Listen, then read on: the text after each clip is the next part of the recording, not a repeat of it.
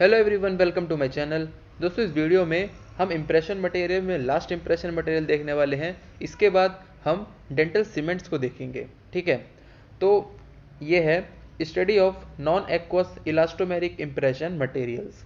अब दोस्तों, इलास्टोमेरिक यानी कि इसके नाम से मालूम पड़ रहा है कि जो ये इम्प्रेशन मटेरियल होगा ये कैसा होगा, इलास्टिक। तो इंट्रोडक्शन में ये लिखा हुआ है सबसे पहली line, these are elastic impression material used for dentulous patients, set होता है बाय केमिकल रिएक्शन, और इसको हम also called rubber base impression material भी बोलते हैं।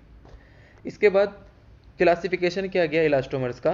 सबसे पहले जो बेसिस है वो है केमिस्ट्री का, यानी कि बेस्ड ऑन केमिस्ट्री, यानी कि इसमें कौन कौन से मॉलिक्यूल होंगे, जब वो रिएक्ट होंगे तो किस तरह का बाई प्रोडक्ट बनाएंगे, किस तरह का प्रोडक्ट बनाएंगे। अगर इसके बेसिस पे देखा जाए तो ये चार भागों में बांटा गया है इसको: पॉलीसल्फाइड्स, कंडेंसेशन, एडिशन सिलिकॉन्स एंड पॉलीईथर। दूसरा बेसिस है बेस्ड ऑन विस्कोसिटी और कंसिस्टेंसी, लाइट बॉडी और सिरिंज कंसिस्टेंसी, मीडियम बॉडी और रेगुलर कंसिस्टेंसी, हैवी बॉडी और tray consistency, very heavy body और पट्टी कंसिस्टेंसी। दोस्तों, इन सब के मीनिंग को मैंने अपनी डिक्शनरी में यहाँ पे बहुत अच्छे से लिखा हुआ है। आप अगर अच्छे से चाहते हो तो आप इसको भी पढ़ के समझ सकते हो, ठीक है ना, वरना आप इसको एज अ मगअप भी कर सकते हो। अगर हम देखें बेस्ड ऑन एडीए क्लासिफिकेशन, है ना, अमेरिकन डेंटल एसोसिएशन, तो टाइप 1, 2 एंड 3। सबसे पहले दोस्तों, जो ये बेसिस ऑफ केमिस्ट्री है ना, इसके चार को ही हम डिस्कस करेंगे क्योंकि यही चार इंपॉर्टेंट है और एग्जाम में दोस्तों कई बार ये जो इलास्टोमर्स हैं ये पूछे जाते हैं, इसलिए इसको अच्छे से समझ के याद कर लेना। सबसे पहले हम देखते हैं पॉलीसल्फाइड्स। तो जो पॉलीसल्फाइड है वो फर्स्ट इलास्टोमेरिक इंप्रेशन मटेरियल है।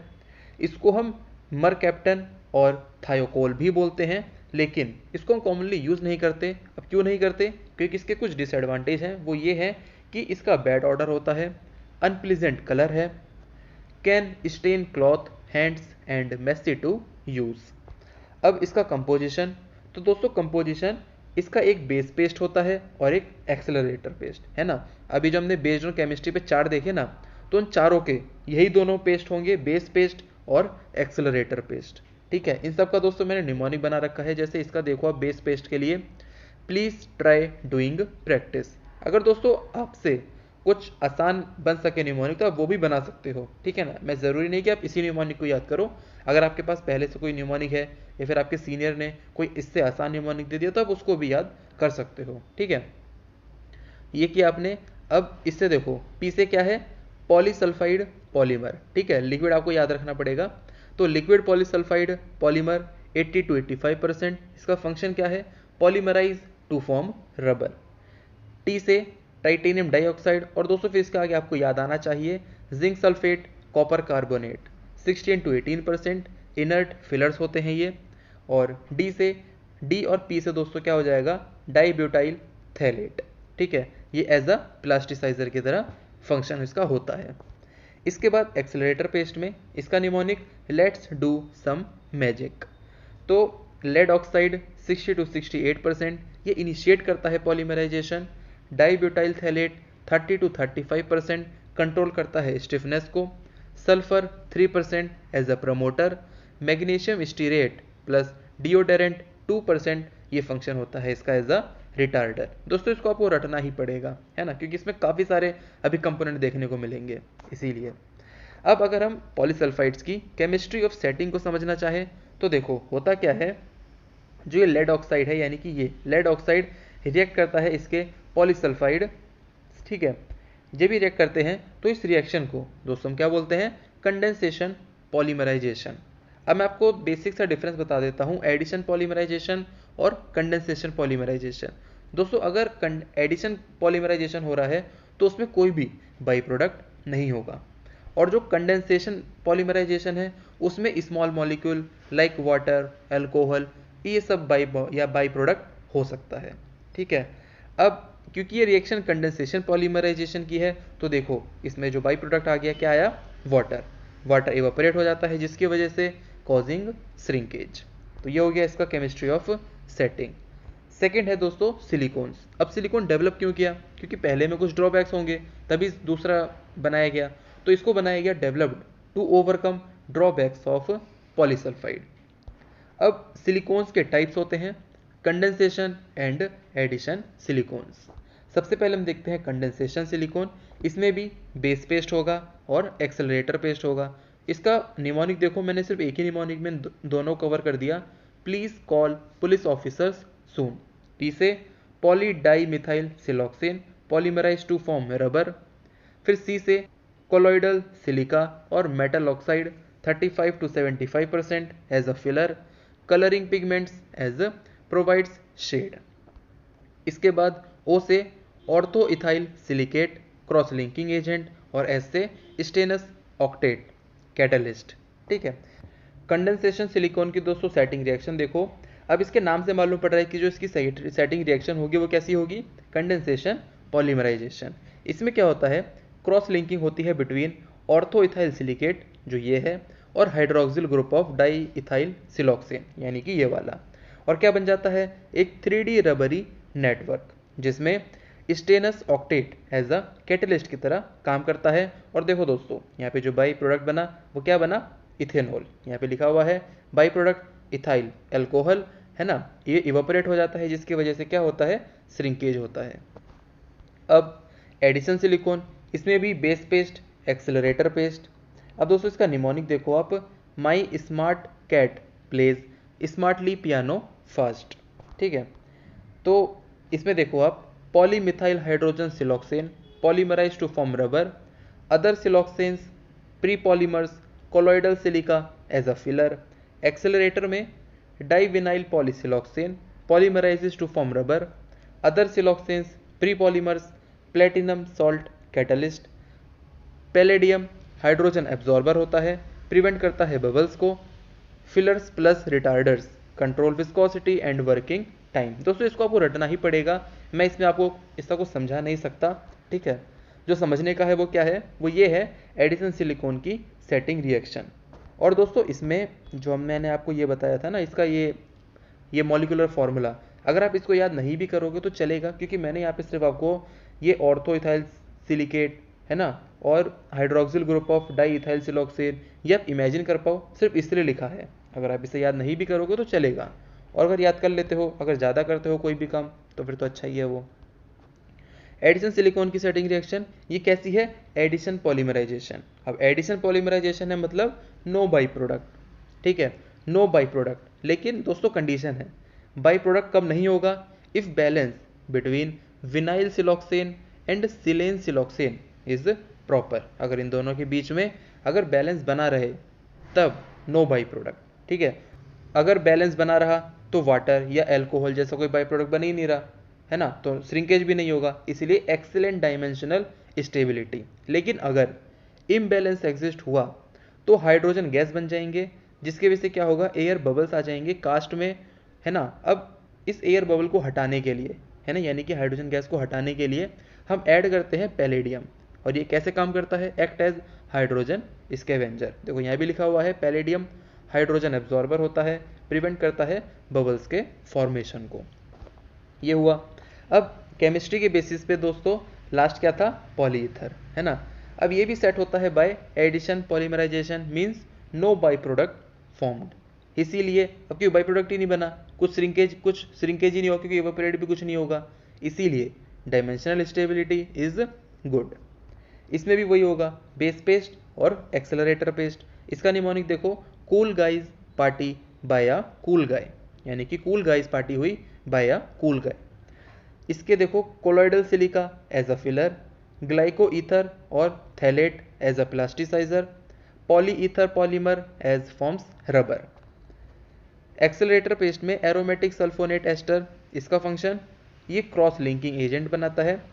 Colloidal silica as a filler, glyco ether और थैलेट एज अ प्लास्टिसाइजर। ठीक है। अब देखो रबर बेस इंप्रेशन मटेरियल्स का मैनिपुलेशन। इसमें दोस्तों हम देखेंगे एक पुट्टी का मैनिपुलेशन और पेस्ट का। तो सबसे पहले पुट्टी में दोस्तों ये सप्लाई होता है जार्स में। अब डायग्राम में देखो तो ये जार्स में आता है। अब इन एडिशन सिलिकॉन क्या करते हैं हम, take equal scoops of base और एक्सेलरेटर। और कंडेंसेशन सिलिकॉन में हमें रिक्वायर्ड होता है scoop of base plus proportionate accelerator paste और लिक्विड। यानी कि जितना आपने बेस का स्कूप लिया उसके हिसाब से, उसके प्रपोर्शन में हमको एक्सेलरेटर का पेस्ट या फिर लिक्विड को लेना पड़ता है और मिक्स करते हैं उसको हम नीडिंग से विद फिंगर। दोस्तों नीडिंग मतलब आपको मालूम होगा अगर आपने मेरी इंप्रेशन कंपाउंड वाली वीडियो देखी होगी, है ना। नीडिंग का मतलब होता है फिंगर से उसको अच्छे से, जैसे आटे को गूंथते हैं ना, तो वैसे ही नीडिंग से हम, नीडिंग मतलब फिंगर से उसे गूंथते हैं इंप्रेशन मटेरियल को। इससे क्या होगा, एक यूनिफॉर्म स्ट्रीक फ्री मिक्स बन जाएगा प्रॉपर मिक्सिंग से, और यूज करते हैं हम विद स्टॉक ट्रेस के साथ। इसके बाद पेस्ट, तो पेस्ट हम क्या करते हैं, स्क्वीज करते हैं out equal length of base and accelerator on mixing pad. अब होता क्या है, जो इसके नोजल्स होते हैं ना, ये इस तरीके से डिज़ाइन किए जाते हैं कि जब हम उस पर इक्वल प्रेशर लगाएं या लगभग तो इक्वल डिस्पेंसिंग ही हो, यानी कि उसके सर्कमफ्रेंस को रखा जाता है नोजल्स के, वो सेम रखा जाता है ताकि जब हम उसको प्रेस करें तो वो लगभग इक्वल ही निकले। इसमें हम यूज़ करते हैं एक stiff spatula to mix. Mixing time होता है 45 सेकंड का। Impressions made using special trays. तो दोस्तों याद रखना कि पुट्टी में हमने क्या यूज़ किया, स्टॉक ट्रे को, और पेस्ट में स्पेशल ट्रेस को। कुछ इंपॉर्टेंट प्रिकॉशंस रखने पड़ते हैं। Adhesives must be applied to tray for elastomeric materials. Adhesive दोस्तों यानी कि स्टिकी सब्सटेंस, है ना। हमें ट्रे पे पहले स्टिकी सब्सटेंस लगा दो, क्योंकि होता क्या है, हम बिना स्टिकी सब्सटेंस लगाए अगर इंप्रेशन लेंगे ना, तो क्या होगा, जो वो इंप्रेशन बनेगा वो माउथ में ही रह जाएगा और ट्रे बाहर आ जाएगी। क्योंकि अब क्या है, जब हमने इंप्रेशन लिया तो वो अंदर चिपक जाएगा, अंदर चिपकेगा मतलब रिटेंशन अच्छा आ जाएगा, और जब उसको निकालेंगे तो वो रिटेंशन क्योंकि आ रखा होगा, इसीलिए जो मटेरियल होगा वो हमारे माउथ में रह जाएगा और ट्रे हमारे हाथ में आ जाएगी। तो ये बचाने के लिए हम क्या करते हैं, एडहेसिव को अप्लाई करते हैं ट्रे पे। Latex gloves should be removed during mixing. क्यों, क्योंकि दे कंटेन सल्फर, जो कि रिटार्ड करते हैं setting of silicones. Automatic dispensing devices होते हैं, जैसे कि डबल बैरल गन, डायग्राम में देखो दोस्तों आप, और एक मिक्सिंग टिप होता है with spirals for air bubble free mix. अगर हम इससे मिक्स करते हैं तो एयर बबल फ्री हमें मिक्स मिलता है। इसके बाद दोस्तों कौन कौन से मेथड होते हैं इंप्रेशन बनाने के, तो single mix technique. Single mix technique क्या होता है, यानी कि हम सिंगल मटेरियल को यूज़ करते हैं फॉर होल प्रोसीजर में। मल्टीपल मिक्स और डबल मिक्स सिंगल इंप्रेशन, यानी कि सिंगल इंप्रेशन के लिए हम पहले पुट्टी से काम करते हैं, फिर उसके बाद लाइट बॉडीड इंप्रेशन मटेरियल्स का यूज़ करते हैं। पुट्टी वॉश टेक्निक, इसे हम और क्या बोलते हैं, also called double mix double impression और रीलाइन टेक्निक। ठीक है। अब दोस्तों प्रॉपर्टी ऑफ इलास्टोमर्स, तो दोस्तों इस प्रॉपर्टी को जो भी मैंने अभी तक समझाया आपको, है ना, वही सब लिखा हुआ है, बस ये सेटिंग टाइम आप देख लेना एक बार। तो इसका आप दोस्तों आप स्क्रीनशॉट ले लो या मेरी वेबसाइट पे जाके आप इन नोट्स को परचेज भी कर सकते हो। ठीक है, क्योंकि दोस्तों आपको समझ में खुद से आ जाएगा। ठीक है, इसको भी ले लो दोस्तों। और देखो जैसे इसमें वेटेबिलिटी, कुछ ऐसे टर्म्स हैं जो आपको शायद समझ में ना आए, तो क्या करोगे आप, ये देखो वेटेबिलिटी, सबका मीनिंग मैंने यहाँ पे लिख रखा है, ability to spread over moist surface. ठीक है, तो इसे आप खुद भी अच्छे से समझ सकते हो। ठीक है दोस्तों, इसको समझाने को मैं समझा दूंगा क्योंकि सिर्फ इसको पढ़ूंगा ही, तो इससे फालतू में जो वीडियो की लेंथ होगी वो लंबी होगी, इसलिए मैं इसको कह रहा हूँ कि आप खुद से पढ़ लेना एक बार। ठीक है, इसके बाद यूजेस ऑफ इलास्टोमेरिक मटेरियल्स। देखो दोस्तों पहले मैं आपको ये बताता हूँ, जो हमारे डेंचर होते हैं ना वो कुछ तरह के होते हैं, जैसे कि पहला होता है कंप्लीट डेंचर, यानी कि जिसके सारे दांत नहीं है उसका बनेगा कंप्लीट डेंचर। फिर जैसे मान लो किसी का एक दांत नहीं है, दो दांत नहीं है पूरे माउथ में, तो उसका बनेगा removable partial denture. Partial denture remove भी हो सकता है, तो रिमूव भी हो सकता है। और दूसरा होता है फिक्स्ड पार्शियल डेंचर, यानी कि पार्शियल तो रहेगा लेकिन फिक्स रहेगा। एक और होता है, उसे हम बोलते हैं कास्ट पार्शियल डेंचर। ठीक है, अब डायग्राम में देखो तो इसको हम बोलते हैं कास्ट पार्शियल डेंचर, जो मेटल से बनते हैं। ठीक है, तो ये हमने समझा थोड़ा सा बेसिक। अभी देखो फिक्स्ड पार्शियल डेंचर में हम इंप्रेशन लेते हैं प्रिपेयर्ड टीथ का, यानी कि जो हमने टीथ बनाया है उसका इंप्रेशन लेने के लिए हम इलास्टोमेरिक इंप्रेशन मटेरियल्स का इस्तेमाल करते हैं। रिमूवेबल पार्शियल डेंचर में इंप्रेशन लेते हैं हम डेंचुलस माउथ का। कंप्लीट डेंचर में इंप्रेशन लेते हैं हम ईडेंचुलस माउथ का। पॉलीईथर को हम यूज़ करते हैं बॉर्डर मोल्डिंग में, है ना। पॉलीईथर दोस्तों हमने पढ़ा था ना, तो उसको हम यूज़ करते हैं बॉर्डर मोल्डिंग में। बाइट रजिस्ट्रेशन में काम आता है।